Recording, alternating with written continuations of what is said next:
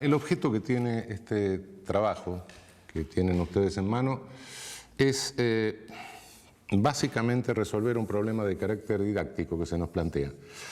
Hace 30 años, 40, era mucho más fácil explicar la teoría del derecho penal porque confrontaban en realidad dos modelos, bueno, bastante racionales. En realidad podía ser criticable uno, el otro, uno optaba, pero de cualquier manera era bastante más sencillo que hoy, que tenemos que lidiar con 4 o 5 modelos y los tenemos que explicar, porque de lo contrario estaríamos omitiendo conocimientos que son vigentes en el campo de la ciencia jurídica. Entonces, lo que se nos plantea es la enorme dificultad para poder explicarles a ustedes desde el inicio un panorama con semejante complejidad, hacerlo comprensible y que no crean que los penalistas en realidad somos un conjunto de orates que discutimos teorías sin fundamento y que en definitiva no terminen tampoco comprendiendo cómo opera un modelo dogmático penal. Por supuesto, esto, insisto en lo que se dice en el texto escrito, no exime de ninguna manera de adentrarse en la discusión doctrinaria acerca de cada uno de los temas que vamos a ver y que se expone en libros o en textos de mayor extensión. Pero básicamente lo que nos proponemos, dada esta dificultad, es que tengan sintéticamente un modelo. A partir de ese modelo, de la comprensión de ese modelo, se facilita la comparación con los restantes modelos de construcción dogmática del derecho penal. Por eso vamos a exponer un modelo sin discusión doctrinaria, La discusión doctrinaria la dejamos para un segundo momento y para textos más extensos, e insistiendo en que esto de ninguna manera les exime de entrar a la discusión doctrinaria y a los textos más extensos. Cuando nos preguntamos cómo se construye la teoría del derecho penal, bueno, básicamente el derecho penal responde, en su parte general, a 3 preguntas básicas. Primera pregunta, ¿qué es el derecho penal en sí mismo? ¿Qué es la teoría del derecho penal, por así decir? Segunda pregunta, ¿qué es el delito? Y tercera pregunta, ¿cómo se debe responder al delito? El deber ser de la respuesta al delito sería teoría de la responsabilidad penal o de la pena. ¿Qué es el derecho penal? ¿Qué es el delito? ¿Qué es la pena? Por decirlo en forma más sintética. Debo comenzar por destacar que la expresión derecho penal es equívoca. Es equívoca no solo en el lenguaje corriente, sino también en el lenguaje jurídico, en el lenguaje técnico. Se la usa con un elevado grado de imprecisión. Y esto es a veces problemático. Por derecho penal se dice frecuentemente la ley penal. Cuando se dice el derecho penal no prohíbe tal cosa, se está refiriendo a la ley penal.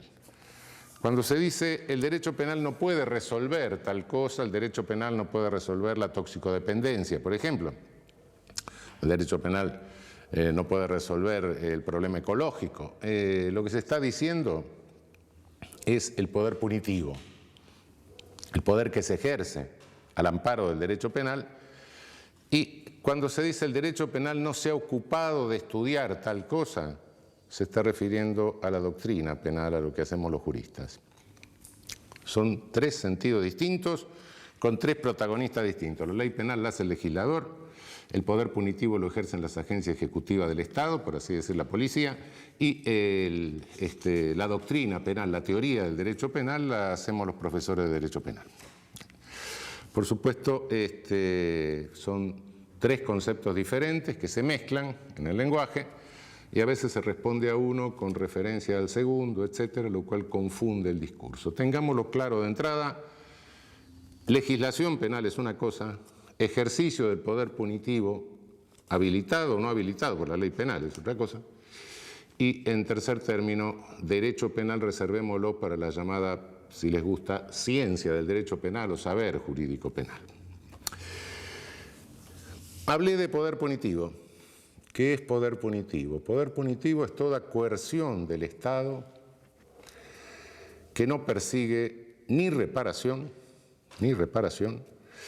y que tampoco contiene un proceso lesivo en curso o inminente. Es decir, con esto le estoy diciendo que no estoy diciendo poder punitivo es, sino poder punitivo es lo que queda después que sacamos la coerción estatal reparatoria y la coerción estatal dirigida a contener un proceso lesivo o inminente. La coerción estatal reparatoria es la civil, es la del derecho privado. La que contiene un proceso lesivo inminente o en curso es la del derecho administrativo. Dicho de otra manera, cuando alguien tiene una deuda, tiene una obligación de carácter civil, tiene que pagarla. Entonces lo que se hace, si no la incumple, es reparar, obligándolo a pagar o ejecutándole un bien con lo cual se repara. Esa es la coerción de carácter privado. La de carácter público, bueno, alguien me corre con un cuchillo por la calle, aparece un funcionario y lo para. Esa es la coerción que interrumpe. Lo que no entra dentro de ninguno de estos dos modelos y es coerción estatal, eso es poder punitivo. Por supuesto que es un concepto mucho más amplio de lo que normalmente se entiende por poder punitivo, porque no todo el poder punitivo se ejerce al amparo de leyes penales, a veces se disfraza. Hay poder punitivo que está legitimado por leyes penales, ese es el manifiesto, es el que realmente lleva el nombre de lo que es. Pero hay un poder punitivo latente, oculto, que se disfraza con otro discurso, se trata de legitimar de otra manera, es decir, la institucionalización prolongada, no por un momento de etapa aguda, es decir, la institucionalización psiquiátrica prolongada, por ejemplo, la internación de un adolescente en un instituto, apilar viejos en una viejoteca para ver si se deprimen y se mueren rápido. Todo eso es poder punitivo. Y me atrevería a decir que era poder punitivo el viejo servicio militar obligatorio, en la medida en que excedía de la instrucción necesaria para armarse en defensa de la nación que dice la Constitución, y que no necesitaba 1 año ni 2 años, claro. Todo eso es ejercicio de poder punitivo con ley latente, es decir, una ley que se encubre con otro discurso. Cuando la ley es manifiesta, cuando la ley penal es manifiesta, ese es el poder punitivo que habilita la legislación penal. Y nuestro saber jurídico es el sistema de interpretación de las leyes penales manifiestas. No nos vamos más allá. La reducción del poder punitivo, la contención del poder punitivo por leyes latentes, por leyes que no son manifiestas, se hace a través de otros recursos jurídicos, recursos rápidos, habeas corpus, etcétera, que tiene el derecho. La contención del poder punitivo armado a través de leyes manifiestas se hace según el programa que va configurando el derecho penal y que le ofrece a la jurisprudencia como proyecto de jurisprudencia. Se lo ofrece en realidad, se lo está ofreciendo a la agencia jurídica del Estado, es decir, a los jueces, a los fiscales, a los defensores, etc. Si nosotros en nuestro saber jurídico penal, en esto que estamos haciendo, elaboramos un concepto, es un concepto jurídico sin lugar a dudas, pero es un concepto que también es político. ¿Qué es lo que hacemos con esta construcción?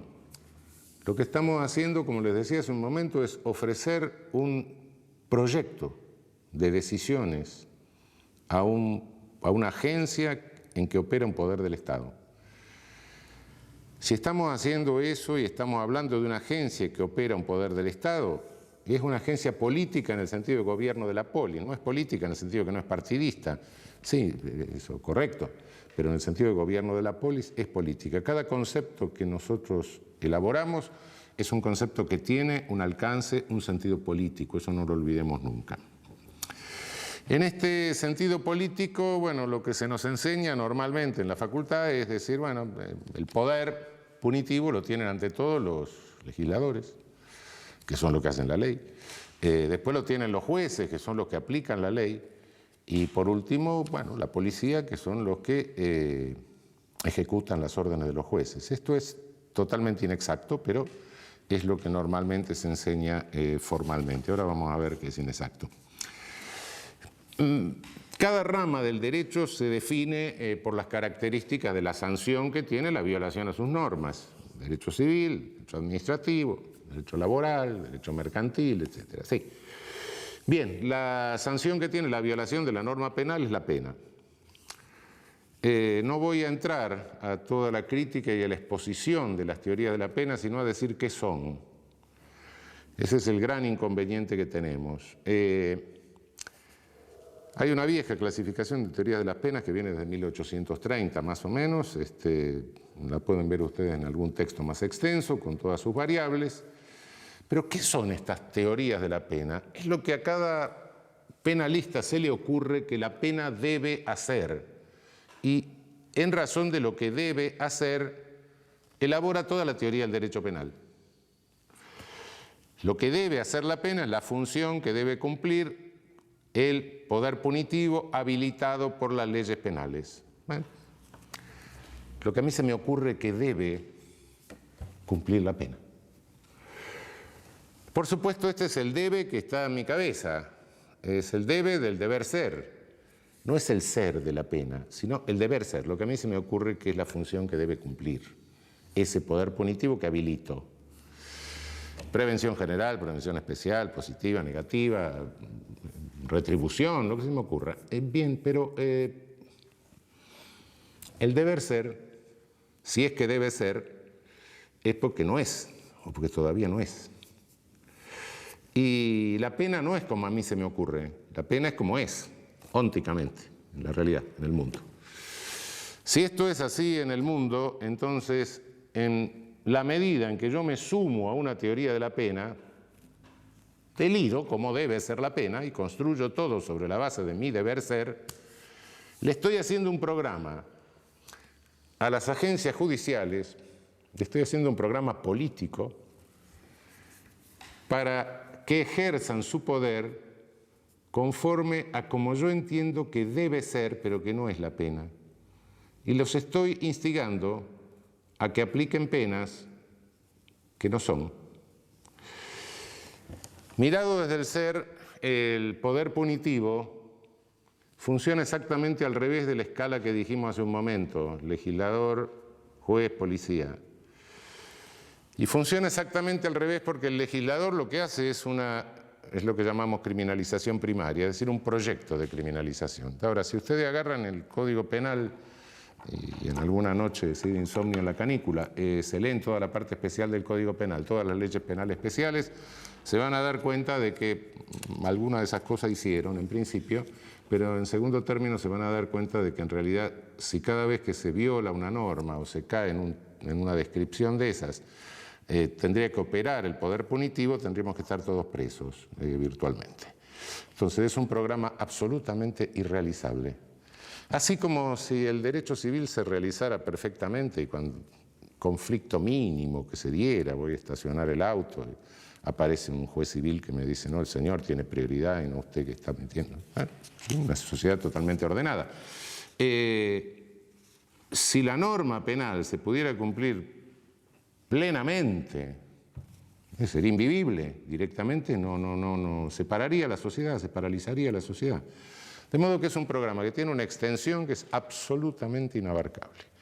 Las agencias ejecutivas, las agencias de criminalización secundaria, es decir, las que individualizan a la persona que viola la norma y hacen recaer el poder punitivo sobre esa persona, tienen una capacidad operativa muy, muy chica, muy limitada.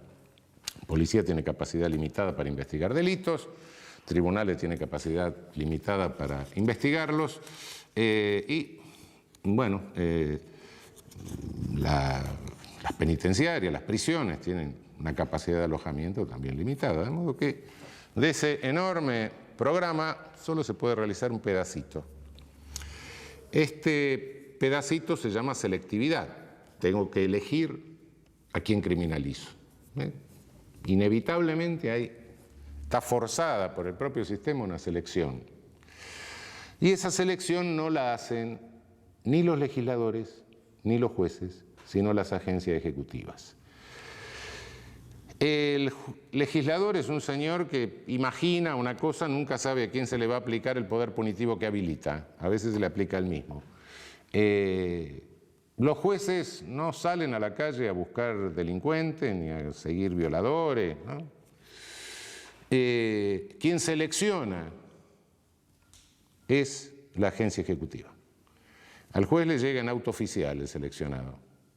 Y entonces sí tiene el poder jurídico, que no es menor, de decir, bueno, acá hay un semáforo con una luz roja, este proceso de criminalización no avanza, acá hay un semáforo con una luz verde, este proceso de criminalización sigue adelante, o acá hay una luz amarilla, esperemos un rato y vamos a ver qué pasa. Ese no es poder menor y es justamente lo que programa el derecho penal, lo que programamos en este proyecto de jurisprudencia, de decisiones coherentes que le ofrecemos a las agencias jurídicas. Esto es la perspectiva desde el ser. Ahora bien, selectividad del poder punitivo. Se pueden sostener cualquier cantidad de teorías, incluso macrosociológicas, etcétera, no me meto en eso. La selectividad, es decir, cómo seleccionan las agencias para la criminalización primaria, es predominantemente por estereotipos. Se selecciona a alguien que tiene características externas, que responden a determinados prejuicios negativos, claro, de la sociedad. A esos sujetos se los selecciona. Quien no cae en el estereotipo difícilmente resulta seleccionado. Puede serlo, naturalmente hay un porcentaje. Me estoy hablando siempre a la inclinación general que tiene el fenómeno, no a casos particulares, que evidentemente puede suceder. Los estereotipos no son construidos por las agencias del sistema penal, no. Los estereotipos sintetizan una cantidad de prejuicios negativos que existen en toda sociedad y en cada época, y en general se construye a través de la comunicación masiva. Si nos vamos hace 100 años, en el Caras y Careta aparecía el malvado, que tiene ciertas características lombrosianas. Hoy el malvado está construido a través de la caja boba, es decir, de la televisión. Evidentemente cambiaron técnicamente, cambió el contenido del estereotipo, pero de cualquier manera la regla sigue siendo la misma. Cuando Lombroso iba a la cárcel y veía a todos esos sujetos, mujeres estrábicas, tipos prognáticos, la frente huidiza, las orejas en asa, no los inventaba, estaban porque el estereotipo del malvado de la época tenía esa cara y nadie que tuviese esa cara podía caminar mucho tiempo suelto por ninguna capital europea en tiempo Lombroso. Hoy hay sujetos que son también portadores de características estereotípicas, que son otras. En general el estereotipo es feo, también hay un componente de tipo estético en la cuestión, pero fealdad y maldad van más o menos juntas, pero el estereotipo no es algo externo solo, sino que cada uno de nosotros en la vida es como es, con sus características externas, pero conforme a características externas se nos demandan roles. El que tiene aspecto de médico se le demanda el rol de médico, el que tiene aspecto de albañil se le demanda el rol de albañil, y cuando no se responde al rol, bueno, incluso nos enojamos, ¿no? Si todos los días en el colectivo me encuentro con un señor que va vestido de albañil y un día le pido que me haga un revoque en casa y me dice, no, yo soy el profesor titular de filosofía presocrática de la universidad, y digo, pedazo estúpido, porque se viste así, ¿no? Bueno, sí, efectivamente. El portador de caracteres estereotipados, por regla general, como introyecta el rol, lo internaliza, lo asume, conforme a las demandas de los demás, es un sujeto que sí sabe cometer delitos, pero en general son delitos groseros, es decir, la ópera tosca, ¿no? Lo cual facilita, por otra parte, esta selectividad, ¿no? Frente al delito grosero, el seleccionar al sujeto es mucho más sencillo que frente a un delito sofisticado, ¿no? Imagínense que es mucho más sencillo detectar a alguien que va vestido de ladrón, tiene cara de ladrón, se comporta como ladrón y además es una bestia que rompe cristal de un auto para sacar el pasacassette, etc., es mucho más fácil criminalizar a ese sujeto que detectar toda una operación complicada, de una estafa altamente sofisticada, triangulación internacional, etc. Esto hace que la selectividad del sistema penal estructuralmente recaiga siempre sobre sectores más carenciados, operando como una suerte de epidemia, ¿no? Es decir, el poder punitivo en la realidad opera sobre aquellas personas que resultan más vulnerables a ese ejercicio. Y la selectividad es un dato de carácter estructural. Esto, insisto, puede hacerse todas las teorías que se quieran, macrosociológicas, políticas, marxistas, lo que se le ocurra, pero este es un dato estructural. No hay ningún poder punitivo en el mundo que no se ejerza selectivamente por esta disparidad originaria entre lo programado y lo que es posible realizar como criminalización secundaria. Quiero aclarar algo más, porque les puede llamar la atención este planteo originario que hago, porque invierto normalmente el planteo tradicional en materia de derecho penal, ¿no? Obviamente que esta característica estructural del poder punitivo lesiona frontalmente el principio de igualdad. Es una realidad, en alguna medida el ejercicio del poder punitivo siempre lesiona el principio de igualdad. Pero cuidado que no lo lesiona solo en el aspecto victimizante, en el aspecto criminalizante. También lo lesiona en el aspecto victimizante. El reparto de la victimización tampoco es parejo en una sociedad. Es decir, si yo tengo la posibilidad de pagarme una seguridad, de vivir en una casa que tiene muros altos, que están electrificados, que tiene un sistema de alarmas, etc., tengo mucha más seguridad que si estoy viviendo en una villa. Entonces, entre el que vive en el country y el que vive en la villa hay un riesgo de victimización diferente. Entonces, también es selectivo de la otra punta, en la víctima. Y si nos vamos un poco más allá, y decimos, bueno, pero en este conflicto, además, ¿quién está en el medio? Bueno, agencias ejecutivas. ¿Cómo se integran esas agencias ejecutivas, especialmente en América Latina, me estoy refiriendo, básicamente? Bueno, con una selectividad también. Se seleccionan, sobre todo a nivel de tropa, a nivel de jerarquía más inferiores, se seleccionan personas de los mismos segmentos sociales que están más castigados por la victimización y por la criminalización. Si lo observamos desde afuera, da la impresión de que se dice, bueno, aquellos segmentos excluidos, marginados o más carenciados de la sociedad, da la impresión que hay una suerte de fomento para que se maten entre ellos y en tanto, bueno, no se puedan coaligar y no tengan protagonismo político. Naturalmente que se pueden pensar 10.000 conspiraciones. No, lo cierto es que es así. No creo que haya nadie con una máquina pensando esto, programando esto. Si lo hubiese, habría que darle el premio Nobel al mal, pero no creo que eso exista. Pero sí, no creo en conspiraciones, pero sí creo en funcionalidades. Y la funcionalidad sí existe. Bueno, llegó la hora, frente a esta realidad de qué es la pena, preguntarnos qué nos incumbe a los penalistas al hacer la teoría del derecho penal, ¿no? ¿Qué es el poder punitivo? Bueno, en el ámbito de la sociología se discute muchísimo. La pena en lo óntico, en lo real, cumple una función plural, como se puede deducir de esto que estoy diciendo. La discusión en este ámbito es una discusión muy viva, en el ámbito sociológico, pero básicamente la pena es un hecho político. El poder punitivo es un hecho político, no jurídico. Un viejo penalista latinoamericano, quizá una de las figuras más interesantes del penalismo latinoamericano del siglo XIX, Tobías Barreto, que fue profesor en la Universidad de Recife, en el norte de Brasil, decía, el fundador de la Escuela de Recife, decía que la pena es un hecho político. La pena es como la guerra, decía. Y efectivamente la pena es como la guerra.